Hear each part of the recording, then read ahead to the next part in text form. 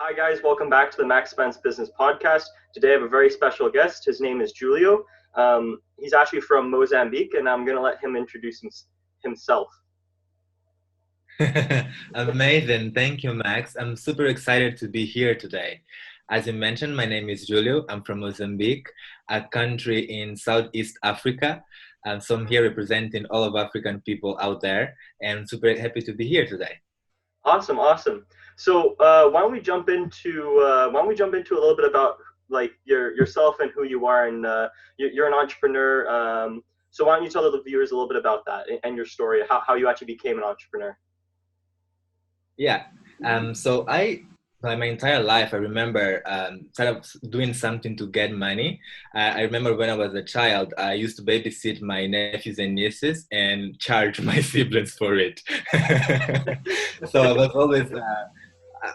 was always looking for ways to be independent. I didn't enjoy going to ask my family for money to do my things, even if it was to just buy sweets, right? So it really started from a very young age. From there, the first business that I created, I was in university, and I did university in a small town in Mozambique.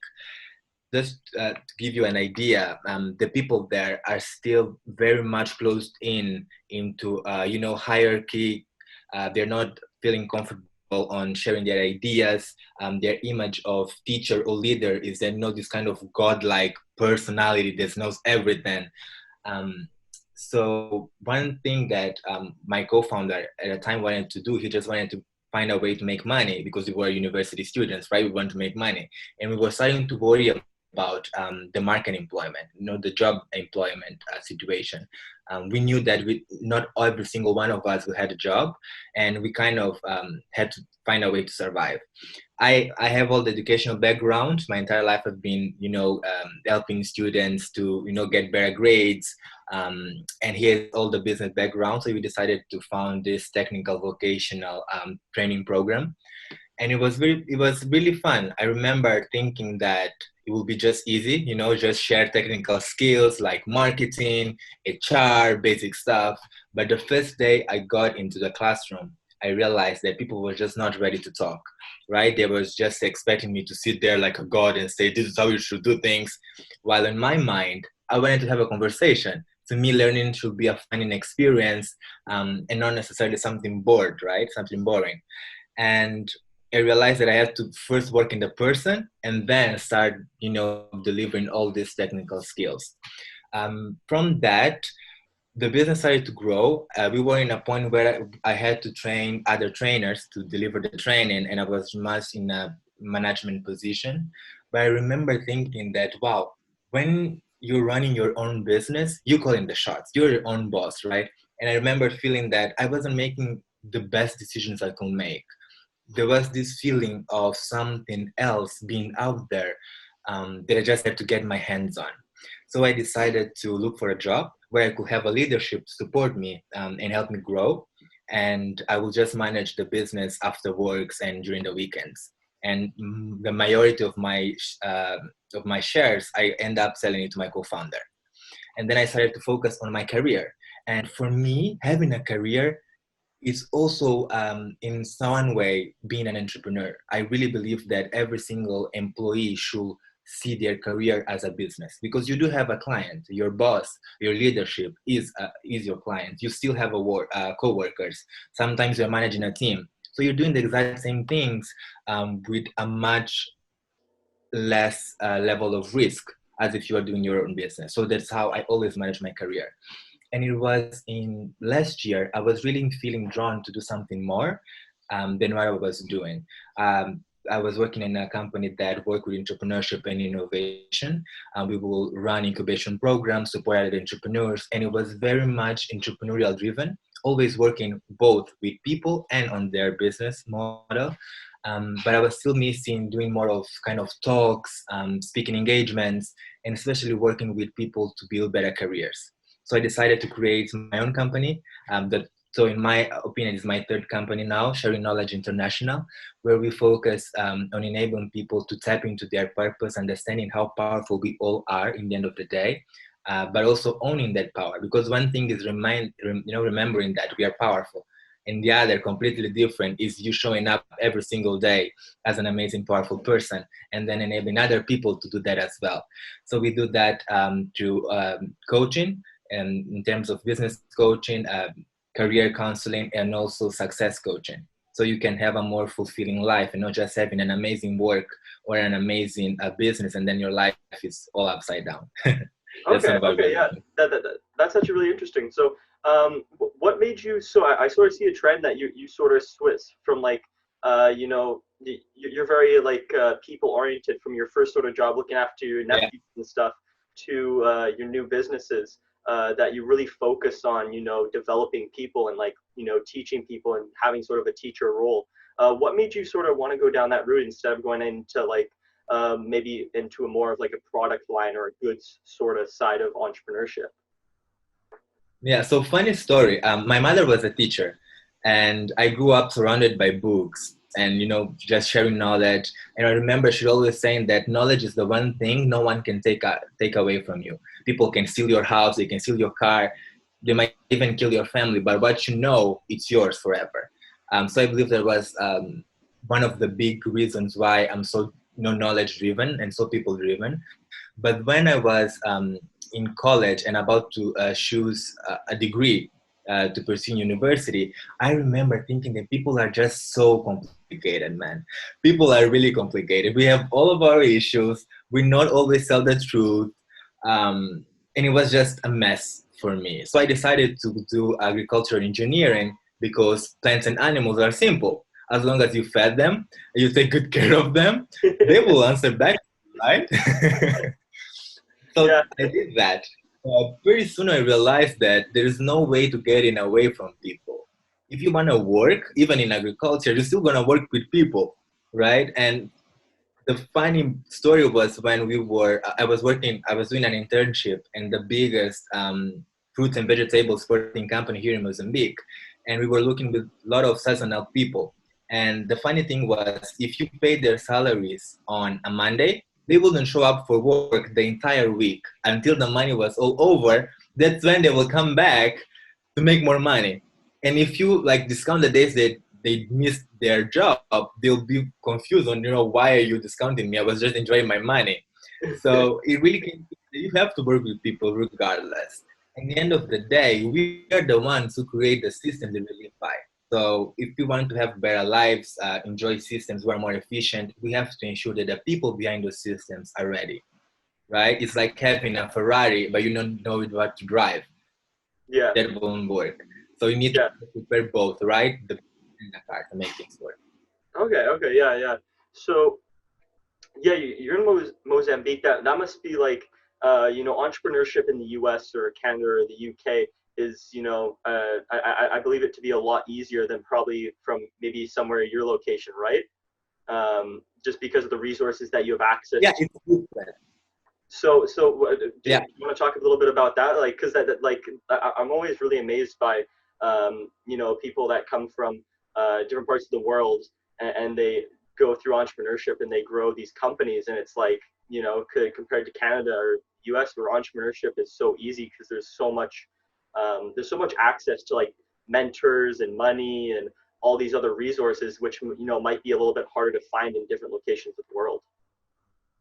yeah, definitely. I totally agree with you. I would say it's a different environment. I've been traveling around, to several African countries. I've been into Europe and also Asia, and I have clients from the US and Canada. So I found that it's always different, but in the same way, the challenges are still the same, or at least the big picture is still the same. End of the day, you want to have clients, you want to have a good relationship with your stakeholders, you want to make money, you want to be happy doing what you do. Thing here in Mozambique is that we became independent just 45 years ago, so there's Wow. still a lot of things we have to keep up, right? From for instance, the whole legal system is still pretty much based on big companies or medium-sized companies. It's not the reality here, or really those small type of freelancing stuff or small businesses. But there's still a lot on our legislation that has to kind of like be updated to the current environments. I'm pretty happy that at least the government is starting to become aware of those things. So for instance, in subjects like the fintechs, where for like the longest time, we didn't even have a legislation to have fintechs operating in Mozambique. And still a lot of the banks face many challenges to make sure that their products are, regulated and legal. But one thing that was nice is that they kind of decided to create this sandbox initiative to work with fintechs and understand what type of legislation would be best to support them. So yeah, we still have a lot of challenges to be honest, but we are still working on that. And I'm also loving the fact that a lot of entrepreneurs are starting to realize that, instead of waiting for the government or some external body to come in and help us, it's really up to us to make the difference and work with the best things that we have. And one thing that's really different from the US is the type of businesses that we have and how I'm not necessarily how easy it is to make money here, but it's different. Does it make sense? I Yeah, believe that in the US, you really have to focus in terms of customer experience because people really care about that and they have a lot of options, right? While yeah, here, it's more about the need that you are answering and not necessarily, unfortunately, not necessarily focusing on a customer experience per se, but ensuring that at least those basic needs are being answered. So that's a huge difference. But okay, yeah, yeah, we all have challenges. yeah, Also yeah. in terms of funding, we don't have a legal framework for business angels to operate, for instance. But still, we have many more awards and those kind of like lost funding schemes than in the US. So yeah, we're kind of like managing things out. Okay, okay, yeah. So, is entrepreneur is like entrepreneur because like in just from my experience from Canada and the U.S., like entrepreneurship is sort of coming to the forefront. There's like a lot of school, like I have like high schools are teaching entrepreneurship. Universities and colleges are teaching entrepreneurship. And it's sort of like we're coming to this because people are having access to Google and YouTube, and they're able to train themselves. We're coming to this sort of age of where a lot of people are starting to go down the route of starting their own business and trying to do something, trying to create their own thing instead of, let's say, going to work for a company or something. So is that sort of the same in Mozambique, where a lot of people are trying to go into entrepreneurship, or is it more sort of people are still going towards working for these bigger companies, corporations? There is definitely a shift happening.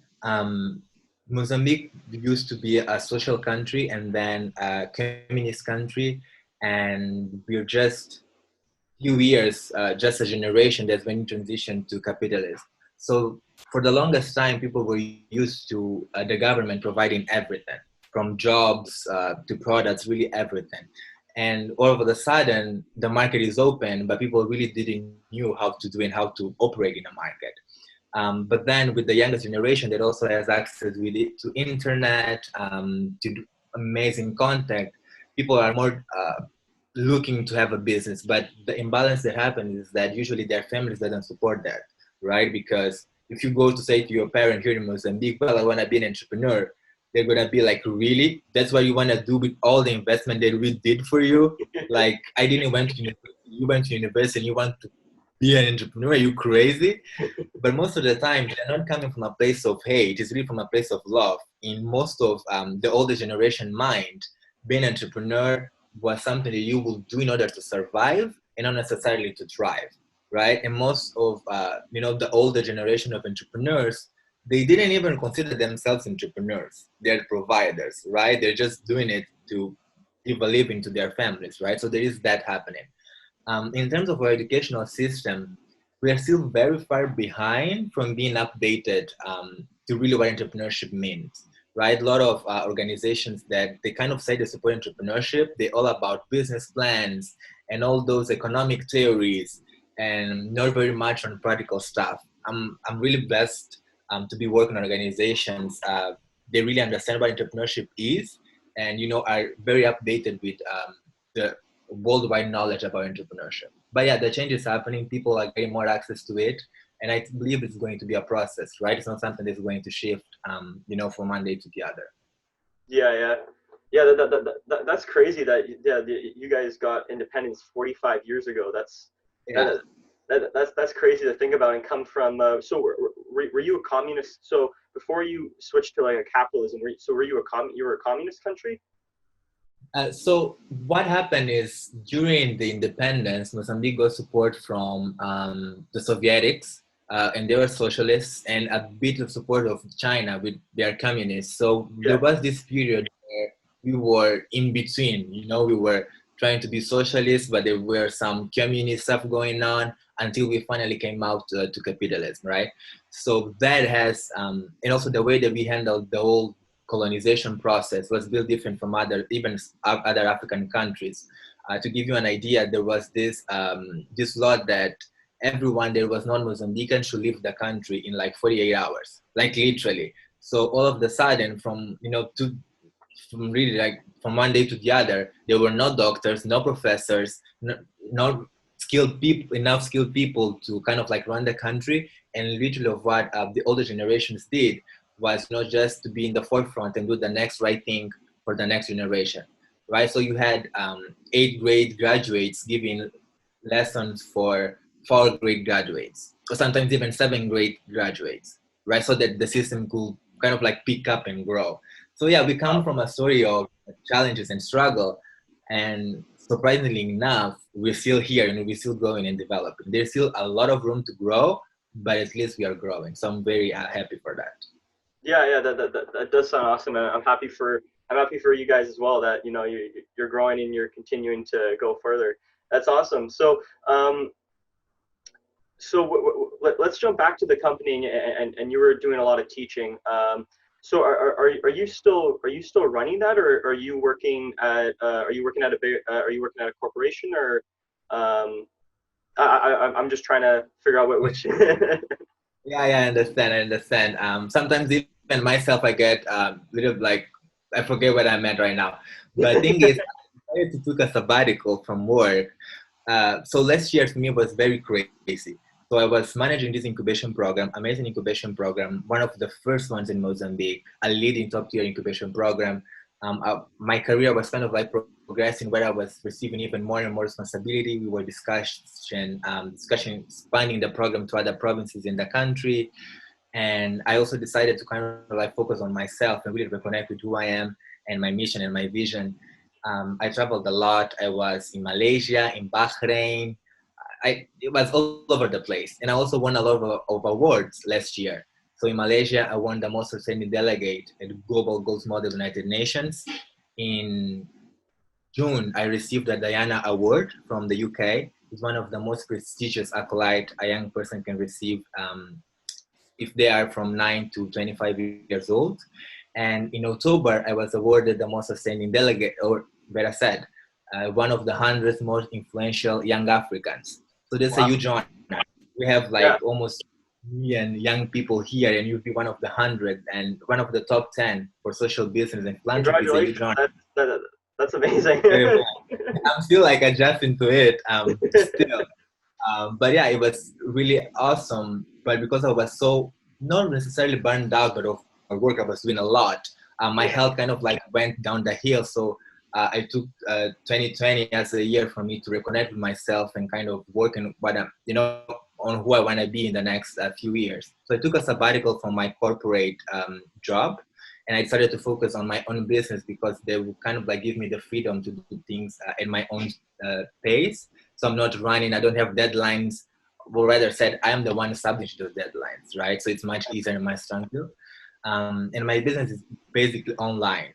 So I don't have to travel. And with the current situation that we are in, we're not available to travel anyway, but I can still have access to the internet, right? So I Yeah. have clients from all over the world, from people who are just wanting to start their business, or people who are already in business, people who want to advance in their careers. I'm doing a lot of partnerships. I'm also in the process of writing a book to speak about rejection. That's something that I feel, you know, everyone is teaching us how to say no, right? Everyone says you should say no and no explain it. No, it's a full sentence. But then who is preparing us to receive all of those no's, right? Yeah. Instead of us creating, walls and being secluded in a shelf so that nothing can, reach us and build this tough skin. Why shouldn't us learn? Why shouldn't we learn and to embrace the rejection and follow a path that is more rightful ours? So that's what I'm doing Okay, awesome, lately. awesome. So you have have you finished the book, or are you just are you writing it right now? I'm writing it right now, and I'm really like pushing it forward so they can be available at least for pre-order. I'm Okay. receiving a lot of questions around it, but so far I'm only be able to deliver this knowledge via my one-on-one sessions in the trainings that I do. Okay. Right. Okay. Yeah. That's really interesting and awesome. Wow. How old are you right now? Everyone asks me that. I'm 25 years old. I'll be 26 in October. Wow. That's crazy. That's incredible. It is. Funny fact, with my friends, I usually tell them I forget that I'm this young only when things go really rough. That's when I go like, life, I'm only 25. I told them this, right? But when things are going amazing, okay, I completely forgot that I'm 25. And I believe that really age is really a number. Of course, there are things that comes with experience and with time, but we shouldn't be limited by our age or by our gender or by race or any of that. Okay, yeah. So what drives you? Like, I've had quite a few because I've just started this podcast recently, and I've done a couple podcasts with it, and I've interviewed quite a few young entrepreneurs in Canada, and I'm always interested to see like these guys that are guys and girls that are young and see like what sort of drives them forward and what makes them do all this stuff at a young age, where a lot of people are like maybe I'll do that when I'm like 30 or 45. I'll start my own thing. But that's incredible that at 25 you have all these accomplishments, and Yeah. you've only been on this world for 25 years. Or more. Yeah. Wow. The main thing that drives me is really power. Not necessarily. No, I'm not starving for power, but I do believe that every single one of us, we have superpowers. We are powerful beyond measure, and most of the times we just forget about it, right? Or we just give our power away to people, to systems, without even thinking about it. But if you kind of like remember how powerful you are and you are supported and challenged to step into their power, you realize that life is not happening to you. There's no one to blame, but you are responsible for your life. Um, and also something that really influenced me to kind of come up with a vision was that I grew up with a single parent. My mother was the provider of our family, and we used to live in a suburban area back in the north of Mozambique, in Nampula, the city where I grew up. But I will study on a private school, and I will come home to the suburbs. And it was always interesting to see how different those worlds were, right? I had my kind of like fancy friends from school with that access, to mobile phones, TV cable, all that good 90s stuff. And then I will come home and have friends who had both parents, but wouldn't have access to half of the things that I had. And really understanding that really is just how people deal with their own power and how much they're willing to go, right? Because stepping into our power is not something that is easy, because comes a great responsibility with it as well. And we have to really be centered in who you are and what's your mission, to kind of like push through all the challenges that will come along the way. So seeing people stepping into their own power and enabling others to do the same, where we are not fighting for more power, when we are all about empowering others, that's what makes me wake up every single day. Okay, yeah. So that's sort of like do you know Tony Robinson? Yeah. Yeah. That's sort of the same sort of. Yeah, he's got some. He has a lot of value, like for like all the stuff he's done and all the information he gives out. So are you sort of wanting to do sort of the same thing of like, empowering people to sort of believe in themselves and chase their dreams and chase what they want to do in life? Yes, of course, and definitely give them the strategies to do so, right? I do believe that personal growth and development per se is a 80-20 a game. It's 80% all the entire universe, your relationship with yourself, and 20% is really what you do here in the 3D physical world, right? What happens usually is that we are not in touch with who we are, right? We rarely think about who I am, not my job title, not my kids, who I am as a person first and foremost. And then what do I like to do, what do I feel my mission is, what the legacy that I want to live in this role is, right? We often don't think about those questions. And usually when we think about those, we forget to implement them on a daily basis. So they just become, dreams and kind of like illusions that we had instead of something that guides us every single day. So Okay. yeah, totally Yeah, my passion and my mission here. that's awesome. So, I just want to talk about a bit of because you're 25 and you've done a lot of incredible things. Yeah. And to let's say somebody else who's maybe like 18, 19, or 20 thinks like, wow, this guy's playing on another level. But you started from somewhere, right? And you worked Yeah. your way up, and you must have had a lot of failures throughout the way when you were climbing that mountain. You still are climbing the mountain. So some of those failures, do you want to talk about some of those failures and sort of how did you Oh, yeah. overcome those and sort of, get back into the game and get back to, climbing that mountain? Yeah, of course. The thing with failure, I think that failure is just the price that sometimes you pay for having access to, a knowledge or something that you're looking for. I do believe that everything in life has a price. Sometimes we are okay with that price, sometimes we are not, right? But there's always a price. It's kind of like a shadow, right? The shadow is a price that you pay for standing on the light, right? It's non-negotiable. You have to pay that price. So the same thing with failure. So I always saw failure in my life as a price. Eventually, I'll fail. So I'm much more interested in learning from those failures and just not let it just be something that happened to me and just make me go back.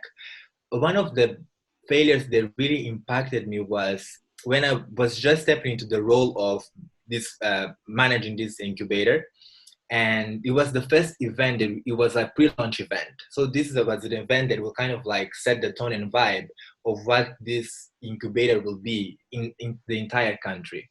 And I already had experience being a project manager, but never a program manager, where you have multiple projects happening at the same time.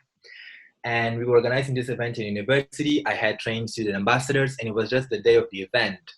And one of the things that we wanted to give people they will attend the event was stickers. And I had my plan. I will finish some website stuff. I will go pick up the stickers, and I will go to the event. But there was a huge bug with the website. I got late. I completely forgot to tell people that I was late and I will need help. I was like, no, I got this. Eventually I will sort these things out. And then I don't know where exactly, but I came up with a plan B. The plan B will be I'll ask my boss, my leadership, to go with me to get the stickers and go right to the event. But I never talked that to her. It was just in my mind. Okay, So yeah. I remember the event was 3 p.m. and it was like 15 minutes to 3 p.m. And my boss looks at me and say, "Hey, don't you have an event to be at?" And I'm like, "Oh my God." I was like, "Oh," and she was like, "You are so messy." She could like scream. She could like, it was the perfect moment, like for me to screw up my career. But she was so compassionate and, she didn't scream or anything. She was like really just like that, just stating the obvious. You're so messy. And she just closes off her laptop and she said, "Let's go." And I was just thinking, oh my God, I just made one of the most like important persons in this company, a person that, she's not just about, closing her laptop and just run off with this kid that forgot to do his work, right? She's probably canceling her meetings, but she was so nice and the entire trip. She didn't mention it once. And we got there, I managed everything out. And when I came home, I was thinking about it and I was like, well, what a great lesson. If I had just asked for help, that doesn't mean that I'm weak or anything. Asking for help is really a sign of strength and a self-awareness because you won't be able to deliver it by yourself. And also what I love about this story is that it not only show me, what I was doing wrong, but how can I do better the next time. And as a leader, I always consider that when I'm working with either interns or my own team, to really try to understand the other person and always think of the outcome. Because if, let's say she was screaming at me or, calling me those names, I wouldn't probably, be able to deliver the event the way I did, right? Because I would be stressed out and stuff. So she was really mindful about the results she was looking for.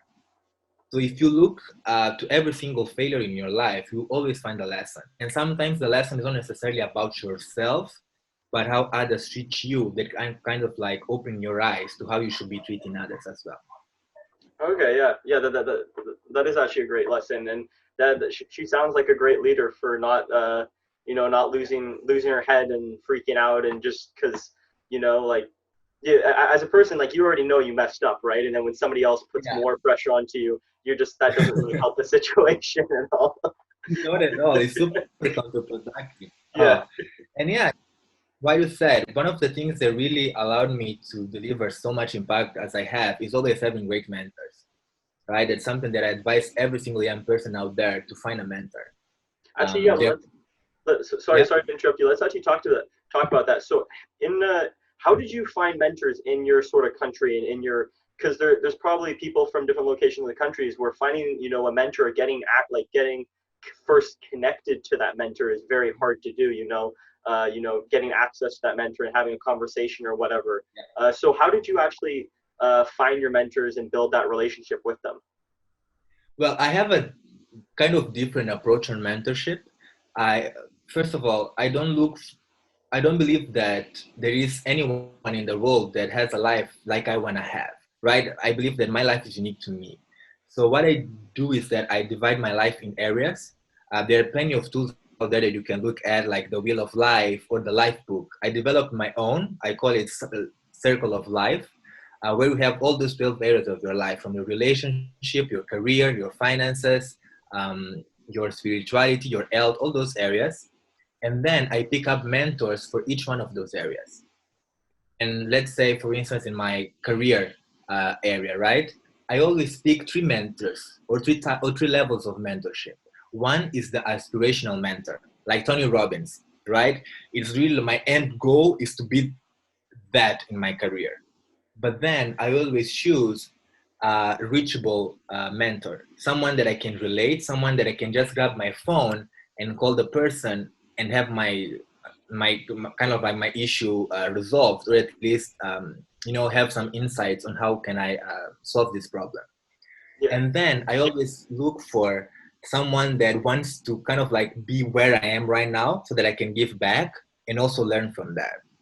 This is really helpful to kind of like balance, your confidence with for you being humble as well. And it also gives you, chance to be updated of what's going on, because we're always connected with the next generation. And if you're struggling to find the person, there are so many different ways that someone can be a mentor. Like, for instance, Oprah is one of my mentors, but I never met her.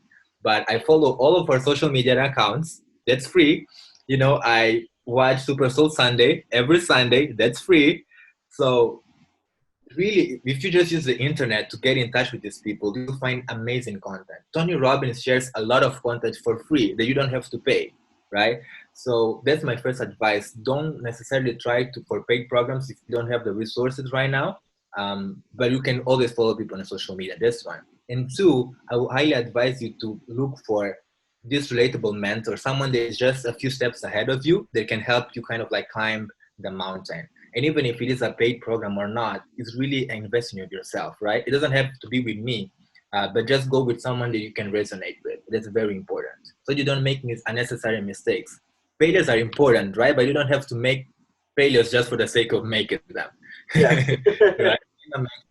Doing that. It's really somebody's helpful. already somebody's already designed the wheel, so why create a new wheel? Yeah, of course. Right? Just grab it, tweak it, and twist it for it to fit your need, and just move forward with your life.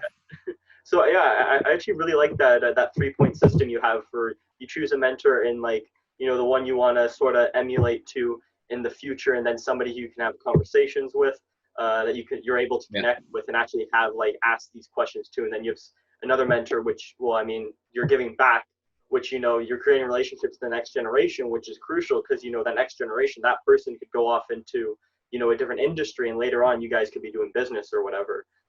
So Yeah. that I really like that system. So, like, what would be a piece of advice that you have that's helped you the most in your career, for getting started and up till now? Big question. Oh.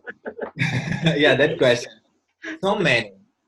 First of all, I really don't believe that there is like one pivotal moment in one's life, right? We are all a build up of many things, and there always an advice that comes in a moment in your life that you really need that advice, right? One of those advice that I received, it was from my brother. So my brother and I, or this specific sibling and I, we have a difference of 6 years. And by the time I was in university, he was already in his second job, and he got a job in a huge corporation, one of the biggest in the world. So for everyone in my family, he was like an example to follow. And I always admired him as a person. And I remember talking to him, and he's, by the way, one of my reachable mentors, right? That I can just grab a phone and ask him something. Sometimes we just have an impactful conversation like that one. And I told him, you know what? You are very inspiring to me. You are my example. He looked at me and he was like, dude, follow your own example. You don't know the struggles that I faced. You don't know what my passion is, what my purpose is. You have to be your own example. And it was so impactful that, you know, even throughout my entire mentors, I don't believe there is one person that has the life that I want. They might have, let's say, the career that I want, but I don't necessarily agree with how they take their relationship, for instance, right? So be your own example. And that really kind of like pushed me to own my life. You know, I take full responsibility for everything that happens in my life. And that's what gives me the power to change things, right? And instead of blaming other people. Okay. Okay. Yeah. Yeah. That's also some great advice. So so you're 25. Where do you sort of see yourself in the next sort of 5 years at coming up to 30? You know, the big 30. Oh my What, God, the big 30s. yeah. Well, the big 30s. I see myself running more than just this business that I'm running right now. I see Sharing Knowledge International really growing up, being a reference for where people can reconnect with themselves, discover their power, and really make things happen. I see myself having much more of a role to influence big decisions. One thing that I learned is that sometimes you just have to be in the right room to call in the shots, right? I've been in several rooms where people were deciding literally the future of entire communities, right? So being able to be in those rooms and represent every single one that might not have a voice at the moment is really important to me, so that I know that you know, I made a difference. So I'm seeing myself more on those kind of strategic roles where I'm really, you know, allowing people that are in position of power to connect with people who are still in the pursuit of their own power. Okay. Okay. So because you're pretty active with the UN, right? Yeah. In your sort of world right now. So are you thinking about doing more activities with the UN or maybe the Mozambique government or something in that area, or are you wanting to focus more on building your company up and building that into a global corporation? Well, I believe in both. I believe in doing both. I believe we can you know, we can have it all. Definitely building my company is a huge thing, but I also learned that, but even in my own company, there will always be a limited, you know, reach that my impact will have, you know, and ensuring, for instance, things like our environment, ensuring that people have access to basic health services. That's something that is outside my scope of work as sharing knowledge international, but something that I'm very interested in. So I will always consider a position where I could give advice, where I could really just wake up people about what's going on, right?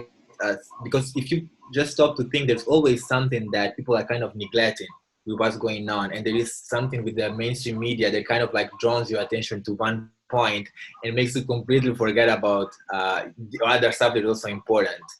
As I usually say, you know, don't let today's fight take your eyes off fights that have been going on for years. So yeah, I kind of see myself doing both, and really bringing more of humanity into those organizations, because a lot of those organizations just completely lost themselves somewhere, and they Yeah. just need really someone to kind of like make them remember what they are here for. Yeah. Yeah. That's incredible. So we're coming to the end here. So we're So okay, so you want to focus more on building your company, doing yeah. So that's crazy. You're 25 and you're like you have all these amazing goals and you've already accomplished so much. And I think you're gonna go really really far. And I would like to see like in the next 5 years what actually happens with your company and the the UN and the government. Is there actually any other interests that you have, or any hobbies that you have, or anything like that? Hobbies, yes. I love playing with my nephews and nieces. I'm the bully uncle sometimes. Um, but yeah, I often something that usually happens is that when people hear my story or they kind of like get to know me in one of those corporate events, they kind of have this image of someone that doesn't have a life outside the work. But I totally do. It's really just a matter of kind of like balancing your life and learning, in what to focus and given moments in time. So I do. I play a lot with my nephews and nieces, even though that we are social distancing right now. I still, do face calls with them. I love talking with my friends and really try enjoying the basic things in life. I really think that the most important things in life, they really, you cannot buy with money, right? Money kind of like buys you time so that you can have time to enjoy those things in life. So I do. I love walking in the beach. I love walking, in the woods, reconnecting with nature, watching Netflix and chill sometimes. It's okay, right? We're humans. Yeah. So yeah, I'm always looking for things that in some way or the other can still contribute to my health, right? So walking by the beach, watching the sunset, those small little things. Yeah, That's what makes life. keeping the little things in your life, instead of it adds balance to, you're not just working all the time, and because there's sometimes I think people they'll work their entire early years of their life, and they're like, well, I didn't have enough balance, I didn't have Yeah. enough, like, between balancing the both of them. So that's awesome that you're doing that. So are are you going to be making a podcast or YouTube soon, or do you already have one? Or Well, I love podcasts. I not see yet myself doing one, but I definitely see myself participating in more. I've been doing many podcasts this week. I have others scheduled next week. I really believe that I'll be keep doing that. Um, well, in terms of content that I share, I write articles weekly and I share them on my LinkedIn. You guys can check it out. And they're always articles that kind of like focus on reconnecting with who you are and understanding things from within. And then you kind of like go outside and just project those things outside instead of us being a byproduct of our environment. Is really encouraging people to take back their power and kind of like drive to wherever they want to go. But yeah, I also think that we have to find a balance, right, between being the face and showcasing stuff and really doing the hard work. So I'm also trying to find a nice balance between those things. yeah, that's awesome. So where can people find out more about you, and LinkedIn, Facebook, Instagram, other, like, you have a website or anything like that? Yeah, you can find me in social media. You can find me in Facebook, LinkedIn, Instagram, Twitter at Julio Muhorro. That's JuLioMuhorro. Or you can share, or you can Google for Sharing Knowledge International, or in LinkedIn, you'll find me there. Okay, awesome. Well, thanks for coming on the show. It's been awesome speaking with you, and I look forward to actually maybe having you back on the show later on in a couple of years to see what's happened and see if you've crushed any more crazy goals. Amazing. I'm super grateful to be here with you today and sharing a little bit of my journey with you guys. And for everyone listening, don't be a stranger. Just hit me up. Let's have a conversation. Awesome. Thanks.